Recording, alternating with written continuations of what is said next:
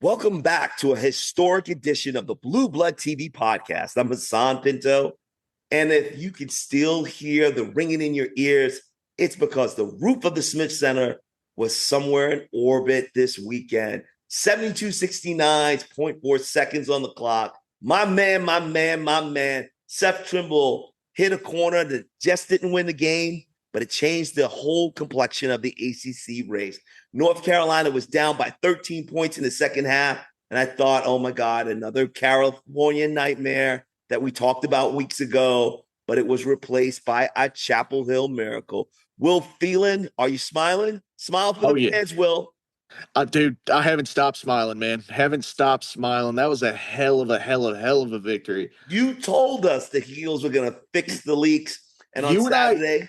You and I called it, Haas. You and I called it, man. It was a great. I love the way it unfolded, and it was a roller coaster of emotions. But in the end, we knew the boys would prevail.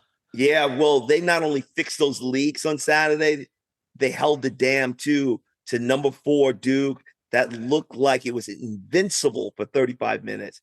Darrell Brunson, it looks like there's steam coming off your headphones. Yeah, I love it. There is steam coming off my headphones. Again, Darrell, had the game in your hands and you let it slip away in the corner of the field. This podcast is called Corner Darrell, and it's just for you. Will, talk to me. Just talk to me about this win. Talk to me about what you're feeling this morning on this pod.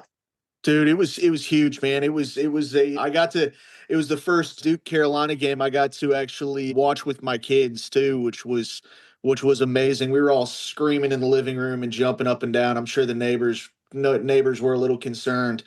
But man, that vibe was electric. You and I mentioned it in the last week's pod that Carolina home against Duke is just something else. It's different. And yeah, Cameron's got their crazies, but man, that vibe with Theo Pinson and Justin Jackson kind of leading the charge in the student section there behind the bench was just incredible to watch.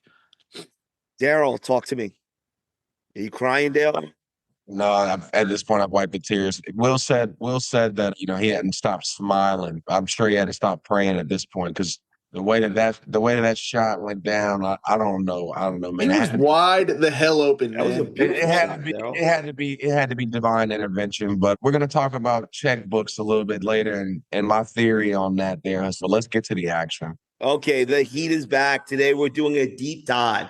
Darrell, we're going to do an autopsy on the 72-69 thriller. We're talking about the dagger from the corner by Seth Trimble, the second half collapse of the Blue Devils. And you know what, fans? We're also going to talk about tonight. We call them Tuesday night trap games, looming for both UNC and Duke. UNC is at Miami. Sounds like a trap game, and we've talked about these trap games before. And Duke is at Pitt against a motivated Jason Capel. So we're going to talk about that. It's episode 9. The hierarchy has been shattered. Let's get to the fallout, folks. The Blue Blood TV podcast is available on Spotify, iTunes, or wherever you get your podcasts. Remember, guys, these shows grow when you share them. So we have a great show here. Share them with all your friends. Make them aware of the Blue Blood TV podcast. Welcome back to a historic edition of the Blue Blood TV podcast. I'm Hassan Pinto. And if you can still hear the ringing in your ears, it's because the roof of the Smith Center was somewhere in orbit this weekend. 72.69, 0.4 seconds on the clock. My man, Seth Trimble hit a corner that just didn't win the game, but it changed the whole complexion of the ACC race. North Carolina was down by 13 points in the second half, and I thought, oh my God, another California nightmare that we talked about weeks ago, but it was replaced by a Chapel Hill miracle. Will Phelan, are you smiling? Smile for the fans, Will. Dude, I haven't stopped smiling, man. Haven't stopped smiling. That was a hell of a victory. You told us the Heels were going to fix the leaks, and on Saturday... You and I called it, Haas. You and I called it, man. We It was called it it. was a it was a great. I love the way it unfolded, and it was a roller coaster of emotions. But in the end, we knew the boys would prevail. Yeah, well, they not only fixed those leaks on Saturday, they held the dam too to number 4 Duke that looked like it was invincible for 35 minutes. Darrell Brunson, it looks like there's steam coming off your headphones. Yeah, I love it. there is things Guys, coming off my headphones. again, Darrell, had the game in your hands and you let it slip away in the corner of the field. This podcast is called Corner Darrell, and it's just for you. Will, Yes, talk to sir. me. Just talk to me about this win. Talk to me about what you're feeling this morning on this pod. Dude, it was huge, man. It was it was the first Duke Carolina game I got to actually watch with my kids too, which was amazing. We were all screaming in the living room and jumping up and down. I'm sure the neighbors were a little concerned. But man, that vibe was electric. You and I mentioned it in the last week's pod that Carolina home against Duke is just Different. something else. It's different. And yeah, Cameron's got their crazies, but man, that vibe with Theo Pinson and Justin Jackson kind of leading the charge in the student section there behind the bench was just incredible to watch. Darrell, talk to me. Are you crying, Darrell? No, at this point, I've wiped the tears. Will said that he hadn't stopped smiling. I'm sure he had to stop praying at this point because the way that shot went down, I don't know. I don't know, man. He was wide the hell open, That was a man. beautiful shot, It had to be divine intervention. But we're gonna talk about checkbooks a little bit later and my theory on that there, Hassan. But let's get to the action. Okay, the heat is back. Today we're doing a deep dive. Darrell, we're going to do an autopsy on the 7269 thriller. We're talking about The Dagger from the Corner by Seth Trimble, the second half collapse of the Blue Devils. And you know what, fans? We're also going to talk about tonight. We call them Tuesday night trap games, looming for both UNC and Duke. UNC is at Miami. Sounds like a trap game. And we've talked about these trap games before. And Duke is at Pitt against a motivated Jason Capel. So we're going to talk about that. It's Ep.9. The hierarchy has been shattered. Let's get to the fallout, folks.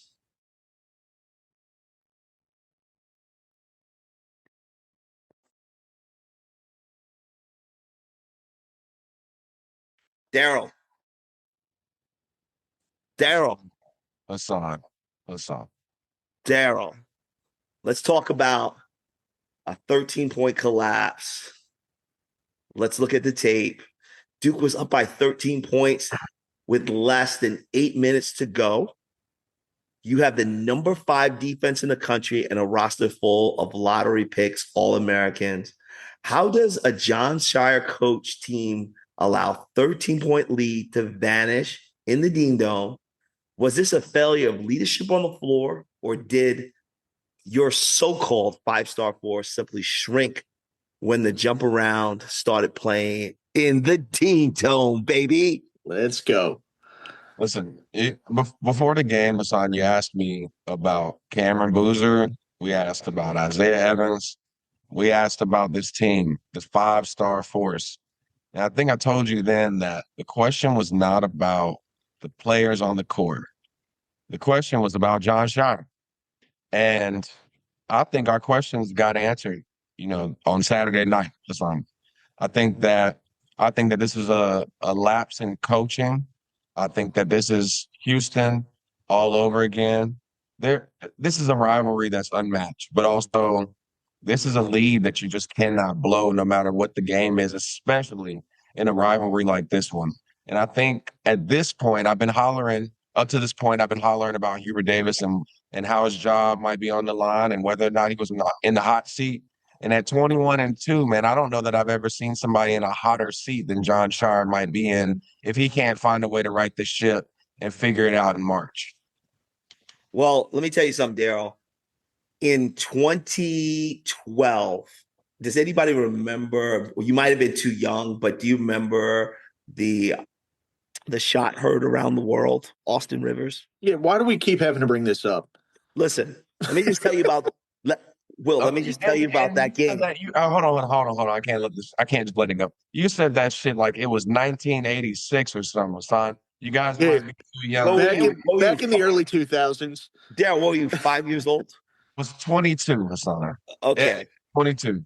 All right. Well, that's nice to know. Okay. But let me just tell you about that game. I want to tell you an anecdotal story about myself, and I want to relate it to a story about Saturday night.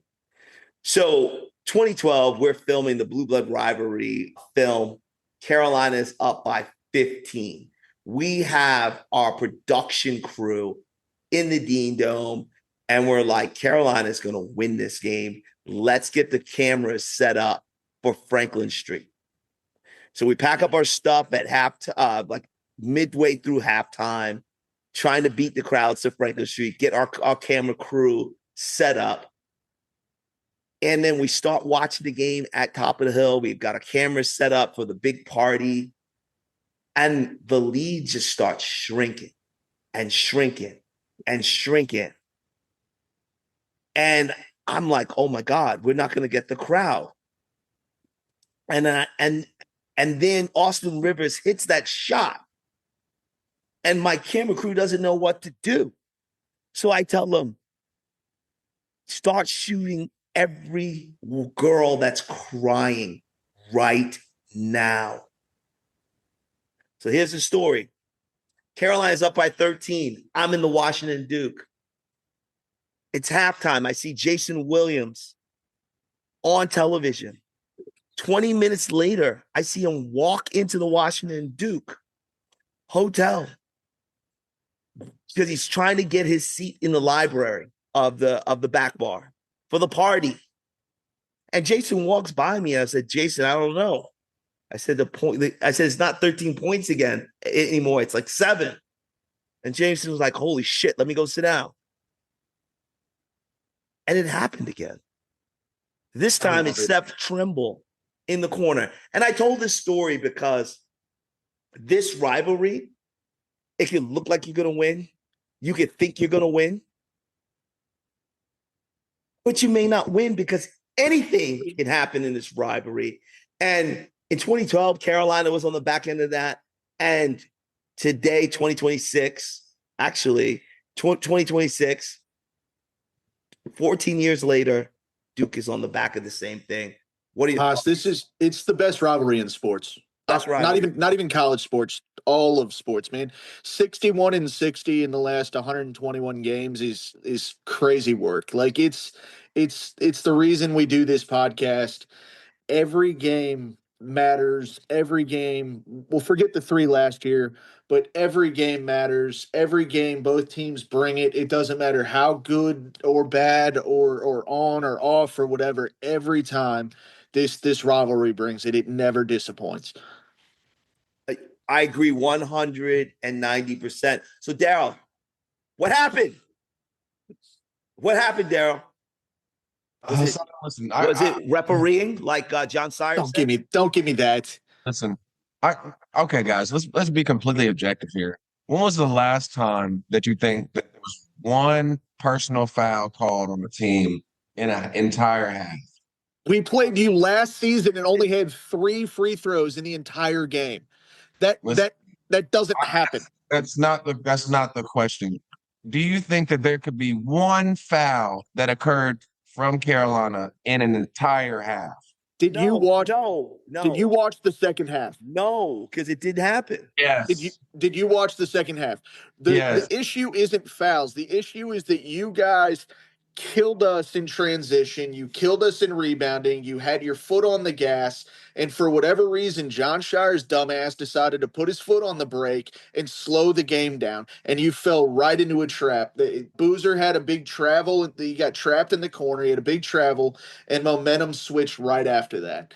That's it. It's not officiating. You guys, if you had kept your foot on the gas, we would have had 10 fouls in the second half. But you guys got complacent and you pulled up like you did last year against Houston, like you did against Texas Tech, whatever. It's John Shire. It's not fouls, it's not the refs. Yeah, I hear what you're saying, Will, but right now I think the problem is that John Shire's checkbook isn't as big as Coach K's used to be. So we need to figure out how we can match that. So, Daryl, where did John Shire go wrong? I actually, I think that fouls hurt, right? But there's fouls missed in all seriousness. There's fouls missed in every game, play to play. There's always going to be fouls that occur throughout the game that are missed. I really think where John Shire went wrong was he didn't apply that pressure. He didn't continue to do that. And again, we get tired. You start getting down to the last 5 minutes of the game. Carolina starts to make a run. Vassar starts to hit buckets. You've got Caleb Wilson, obviously, was playing a really good game, but these guys start to step up around Caleb Wilson, and you watch Duke just get tight. You watch John Shire almost like he just can't swallow, man. It's like the bulge right there is getting so big. Like you can't get that tight. And the thing about it is your leader has to be the person that resets you and keeps you calm, because we talked about the 5-star force for the last couple seasons. And when you're in a pickle, you need, especially with young guys, you need your leader to be the guy that brings you in, gets you together, and gets you back on track. And I think that John Shire might not be the leader that this Duke team needs, not only to beat Carolina, but to win a national championship. Because at the end of the day, while this game is very important and it was a heartbreaking loss, the national championship, the natty, is the goal. You can't beat Carolina in these moments, just like you couldn't do Houston last year. I start to have questions about what kind of leader John Shire actually is. So, Daryl, in my opinion, the game really changed when Ngangba fouled out. Yep. Okay. But I thought Hubert Davis should have went after both him and Boozer earlier and went right down the paint to get those guys out earlier. Those guys got in foul trouble early in the first half, and I thought Hubert went away from it, and I thought Hubert could have trimmed that game earlier. I mean, Ngangba went out 3 minutes and 14 seconds left in the second half, and I think that was the real reason that Carolina was able to come back well. Prepare for Duke and North Carolina to face off like never before. Blue Blood Rivalry 5K! 5K! Sign up one, sign up all. Students, families, alumni, locals, non-locals, everyone! And you don't even need to be from UNC or Duke, because we have a Party Crasher division. Come state, Wink, UVA, anyone, and join the fun. Crash their party! But the real battle is between the Blue Devils and the Tar Heels. Before it's settled on the court, it'll be settled on the race course. But there's more. There will be a special basketball dribble division where each participant will travel the race course dribbling a basketball. Dribbling a basketball? Hell yeah! That's cool! So sign up now! Attention all racers, prepare for the event of a lifetime. The race course will most certainly decide a champion school. Duke Carolina fans, download Duke Carolina, the Blue Blood Rivalry film on iTunes or Apple TV or wherever you get your VOD downloads.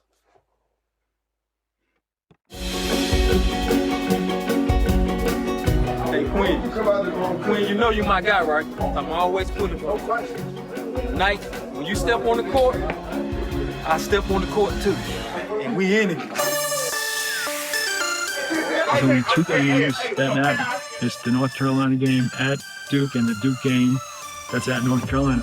When we wake up on game day, there's a knot in my stomach. We've been up since 6 a.m. this morning watching recorded Duke Carolina games. I watched the Rivers shot about 15 times. Yeah. Rivers on his own. Yes, at the buzzer. We're here for the Duke game. And it is 10 hours and 9 minutes till game time. The Blue Devils win 85-84. Nothing better than North Carolina and Duke. It is the best rivalry in all of college basketball. Hall of Fame coaches, great players, and usually so much at stake. And that's it. Carolina's won it. The fans have as much to do with the rivalry being great as the players and the coaches. It's 5 hours before game time. Well, there's no question that the rivalry is there every day in our community. Can you imagine what it would be like around here if people didn't have it? It would be terrifying. We are 30 minutes away from tip-off. It's one of the most exciting events you can be a part of, and I still say it's not the biggest rivalry in college basketball. It's the biggest rivalry in all of sport, bar none. It's game time! Able to come back. Will, let's talk about the 13-point hole, the reality check. You're celebrating. You dominated for the last 20 minutes. Okay, but let's be honest. For the first 32 minutes, UNC looked completely outclassed. You had two guys in foul trouble, and Hubert didn't even look like he was going after them. He looked like he started and he stopped. You were down by 13. And if Seth doesn't hit this career-defining shot, and I don't know how he goes from the left side of the court. The play was phenomenally drawn up. And sneaks over to the corner, and his feet are set, and it looked like a warm-up drill. It did. He had all day to shoot that. I mean, if you're Duke, so the big thing and the reason that Duke had as much success as they did in the first half was defensive intensity. That team is phenomenal defensively. The problem is that the way they play, it appeared to me, and Daryl, correct me if I'm wrong here, but I think those guys rely heavily on their skill and not their athleticism. And I think that in a way that you do that, like if you look at Boozer, like once we started, Boozer would get the ball down in the corner and they would rotate, they would slide Vassar over, double team him. And how many turnovers did he have where he just threw the ball out of bounds? Like once where if you look at, I mean, Boozer's good enough skill-wise to get his 24 points a game. But if you look at the way Wilson was able to back him down, he's using athleticism. He's using a combination of athleticism and skill that it didn't appear that Boozer has. I don't think Boozer's as athletic as Caleb Wilson. So once we realize that, if you rely heavily on skill, not athleticism, and you go as hard as they did defensively, you're going to pick up some fouls if you're Duke. Here's was my takeaway on the Wilson versus Boozer is, we talk about NBA players recreating themselves. Yeah. Carlos Boozer actually recreated himself to the T. Yeah. I still think his son has a better jump shot, but yeah, I can see that little hook turn is just Carlos Boozer. And then physically, they look like clones of each other. 6'9", 6'10", heavy bodies, big, 250. When you talk about a guy having a son that is built and plays just like him, I think Carlos did it. But hold on. But when it comes to Caleb Wilson, I saw a player that an NBA franchise could put their hat on. I think Boozer's going to be a good NBA player. He'll be the player his father was.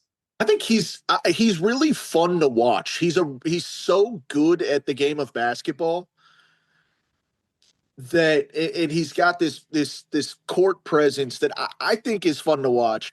I think Caleb is more fun to watch because he's got that ability to back people down where Boozer, I think, just relies on natural skill more. Well, I think he relies on natural athleticism, skill. I mean, Caleb Wilson to me looks like the game-changing, put your hat on, Kevin Garnett. Yeah. Kevin Durant type NBA player. He's got that long, almost lanky, like Kevin Garnett had size to him, and KD has size to him, but their arms are so long and slender, they're almost lanky. It's a weird combination of like length and size that is crazy.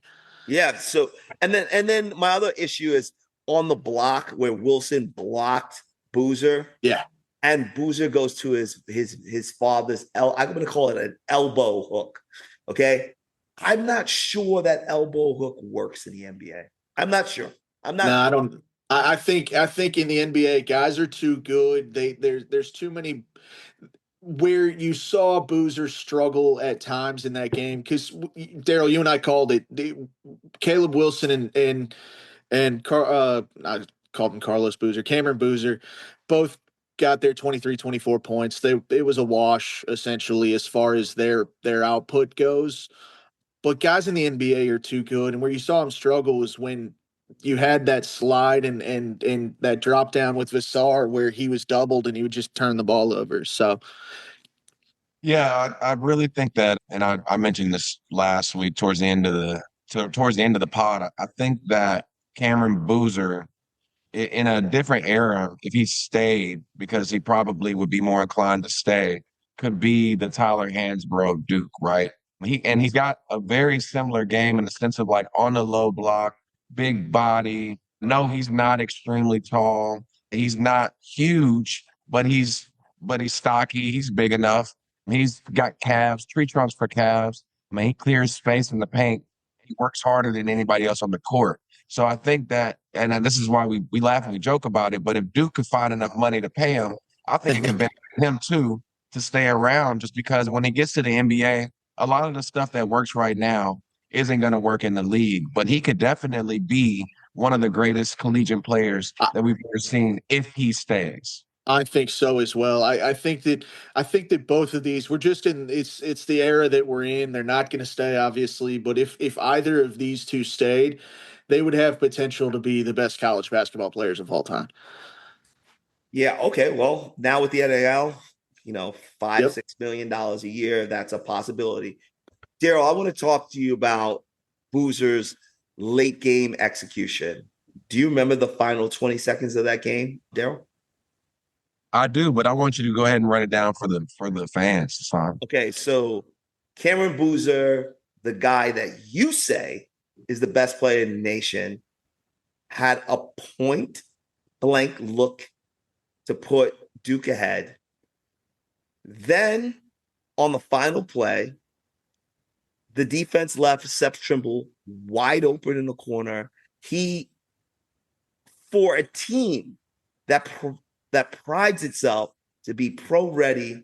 I mean, that looked like a high school play where a guy starts on the left side, then he runs around the baseline, and they screen the ball to Caleb Wilson when you thought it was going to be a lob to Caleb Wilson, and then the ball gets kicked all the way to the 3-point line.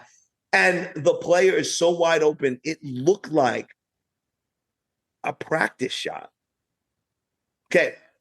The question is Cameron Boozer good enough to win big games? And we talked about that. And who's taking accountability for the defensive lapse and who's taking accountability for Boozer's miss? Well, I mean, as far as Boozer's miss is concerned, I mean, Boozer has to take accountability for his miss, man. I mean, at the end of the day, again, these guys are first-year players, a lot of them.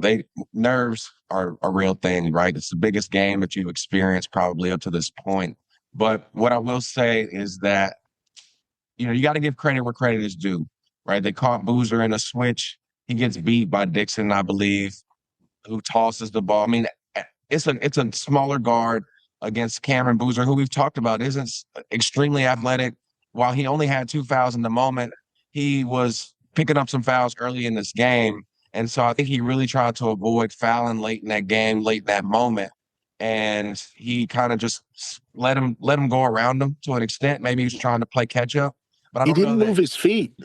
Right. And we're talking Caleb Wilson. And this is the biggest difference, in my opinion, between Cameron Boozer and Caleb Wilson is that bit of athleticism, right? If that's Caleb Wilson and he does get beat, I think he does have the athleticism to catch up and block that shot.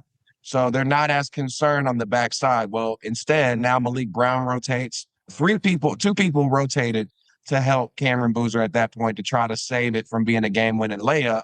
And it turns into Seth Trimble wide open in the corner for the three, as you guys mentioned, who snuck over there. I mean, you got to give credit where credit is due. It's a great play. It was a great drive. It was a great shot. And I think that sometimes you just tip your hat to the other team and you say, good game.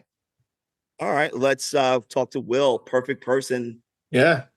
Or was it the only option? Hubert Davis called Seth Trimble the perfect person for that moment. But Trimble isn't exactly a primary three-pointer, reliable scoring threat. He's a defensive specialist. Yep. But that shot was a result of a brilliant offensive set. And the question I have was it a great set, which it looked like it, or did Duke just blow the coverage, or, were they so focused on Caleb Wilson getting that lob pass from Dixon? Tell me what it was. I think a couple of things happened there. I think that in the last few minutes of that game, Hubert called two phenomenal timeouts. And the fact that we're talking about Carolina coaches calling timeouts at the opportune time is kind of ironic because we know how that's gone with historically. But the first one slowed Duke down. Every time we would punch them, they would punch us back. And then that set piece that he drew up was phenomenal. I do think that at times, I think the issue with Duke is that they're used to punching people in the mouth and not used to getting hit back. And in this game, in the second half, between the foul trouble with Ngongba and Malik Brown and Caleb Boozer had a couple of plays in the game where he just didn't look good at all. And he had a couple of rebounds where he shoved Vassar straight in the back. Two of them didn't get called in the first half. He could have been in foul trouble even earlier than he was. And then that last play of the game with Dixon's drive, he had his feet 9 feet apart from one another and just tried to reach at him. There was no footwork. There was no anything. So I do think it was just a poor defensive effort on Boozer's part also, because if he follows that guy, worst thing that happens is that you either turn the ball over, you force Dixon into a turnover, or you foul him, and there's more time left on the clock for you to draw up a set play yourself. And not moving your feet allows Dixon to blow right by you. And Seth he couldn't have been more open. I mean, it was a phenomenal play. And I think that it was a collapse in Duke's defensive ability down the stretch as well. So Daryl, big games, big mistakes. If we reflect back to last year, Duke couldn't inbound the ball. Okay. We look at this play, and it looked like a high school play. I've never seen a guy that open, feet set, begging for the ball. It wasn't like the ball got to him right away. He was sitting there shaking his hands, begging for the ball. Is that coaching, Daryl? What is it? I do think there's coaching involved, but also, again, the guys are young. If you look at the play, I really think there was more concern about Caleb Wilson than anybody else on the court, because he drives down, and Hubert Davis also drew up an incredible play, right? Because there's two options there. Seth's wide open in the corner, but if Seth's not wide open in the corner, it's because now somebody's guarding him and Caleb's able to cut. He's cutting down to the basket, right? Where there's an easy lob at that point from Dixon to Wilson. And so I think there were two options on that play, and it's an incredible play. Again, you have to give credit where credit is due, but also these young guys just learned a huge lesson, maybe not at a cheap price, but less expensive than it could be later on in the season. And that's, about defensive IQ, right? Staying 40 minutes, playing 40 minutes. And Will mentioned Boozer doesn't move his feet there at the end. I don't know if it was nerves. I don't know if he just had a mental lapse, but these are all lessons that these guys can take with them going forward. But I think at the end of the day, with John Shire's history, it's hard not to say that it involves coaching. because this looks eerily similar to the collapses that we've seen in the past. Yeah, I have to, I have to agree with you, Daryl. But let's talk about tonight. Big game, and we call these things trap games. Tonight, Duke takes on Pitt, I believe, at 9:00. Carolina takes on Miami. Will, do you think there's going to be an emotional hangover in Miami? You have to go down to Coral Gables tonight to play and run and shoot the lights out. History shows that after massive storming of the fields against Duke, the next game UNC normally comes out flat. Yeah, there's usually how are you going to prevent this, Will? How do you build on this? Because if you can get these 2 games in a row, this can just build a lot of momentum. What are your thoughts? I really think that historically, obviously, we do lay the egg. Okay. We do lay the egg, but typically, I think that we can come out, man. I think the blueprint tonight's going to be to do kind of the opposite of what we did. Okay. Kind of the opposite of what we did against Duke in the first half, man. I think that Duke had success because our guard play was trash in the first half, and large in part to Duke's defensive ability and intensity. But I do think that because those guys will have some legs underneath them from taking a half off, that we shouldn't have a problem tonight. It's a good chance for us to pick up another quad 1 win and kind of pad the resume as well. So, all right, Daryl. Big loss, emotional loss. All the alumni were around at the Washington Duke. They wanted to party. Duke Nation thought they would win this game easily. Again, how does this impact you, or does it help you going into the Pitt game? I'm at this point smashing the over on any parlay you want to put in for Duke against Pitt. I think that these guys, it works both ways, right? When you go in, as we talked about Carolina, you storm the court, you just beat your rival. It's easy to fall victim to that trap game following that win. But when you take that heartbreaking loss, you can take it one of 2 ways. You can take it into the next game and not use it as motivation or fuel, or you can come out and smack the other team in the mouth because you want to you want to send a message. And I think that this Duke team, with the way that loss just occurred, I think this Duke team is going to come out Pitt and they're going to send a message.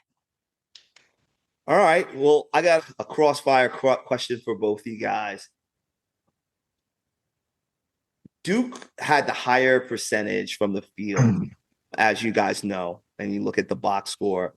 Did UNC win because they were the better team that night and Vassar woke up in the second half?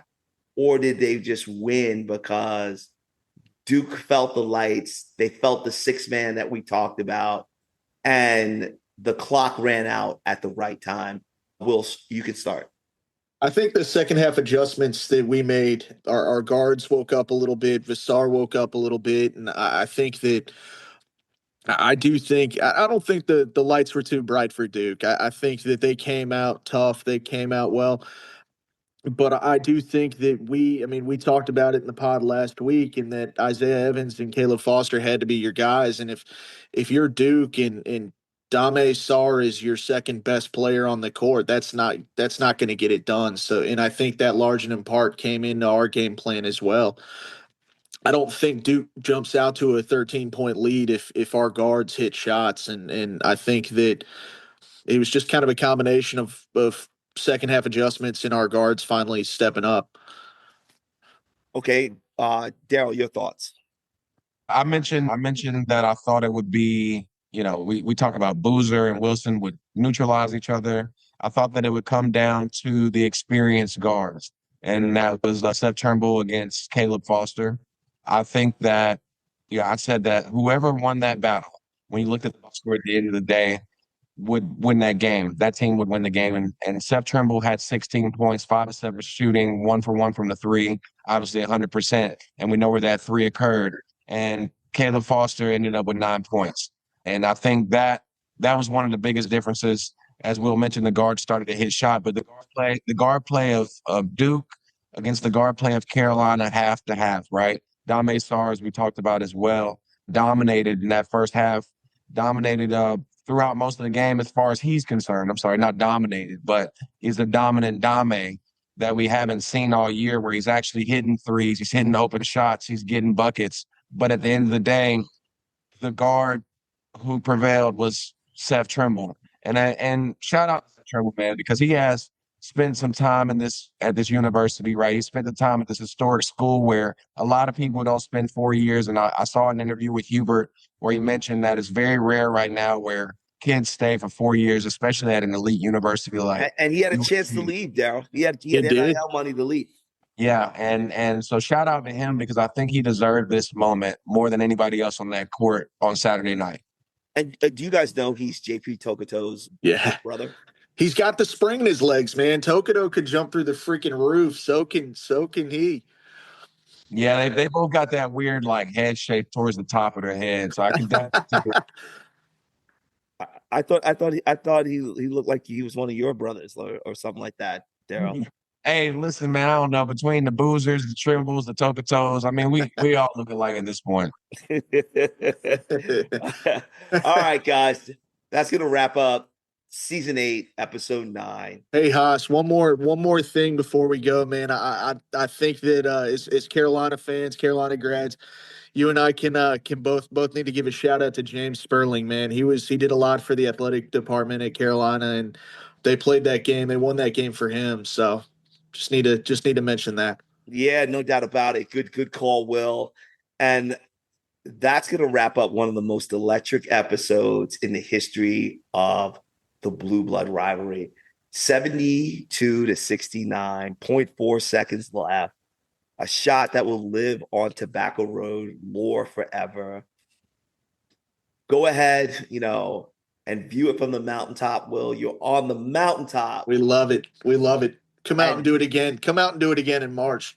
And Will, but don't forget that you got a flight to Miami this afternoon. And Daryl, I know you're already watching the pit film. And we'll see if 5-Star Force can find its defensive teeth on the road again tonight. Will, it's beautiful. The fans of Chapel Hill are beautiful. What are your thoughts, man? Dude, it just feels good, man. Anytime we can beat those guys is the school that shall not be named is a good feeling. So, all right, Daryl, I'm gonna give you one last take on Will before we head out. Listen, dude, that was an ugly loss, and you guys are just as ugly as the loss was. So I feel good. I feel good going into March. Obviously, good game from Carolina, but we'll see if they can repeat that in Cameron. All right, guys, the fire is officially lit. Speaking, there's another game, guys. The beauty of this rivalry is, Daryl, you don't have to take it. You can take it, but then March 7th, you can give it again. And that's exactly 30 days away before we lace them up again. And if you want to ride the momentum of this week's win, head over to bluebloodrivalryrun.com right now. Sign up for the Blue Blood Rivalry 5K at Herndon Park. And whether you're running for Duke, UNC, or you're a party crasher, come out and support, pick your side. And the good thing about this, guys, we get to do it again on March 7th. And before we go, don't forget to give us that 5-star review on Apple Podcasts. Help us push us to that 5.0. For Will Phelan, Daryl Brunson, I'm Hassan Pinto with 0.4 seconds that changed everything. And as I always say, stay loud, stay biased, and we'll see you at tip-off the next game. And as we always say, guys, what do we say? We out. We out. Blue Blood TV Podcast is available on Spotify, iTunes, or wherever you get your podcasts. Remember, guys, these shows grow when you share them. So we have a great show here. Share them with all your friends. Make them aware of the Blue Blood TV Podcast.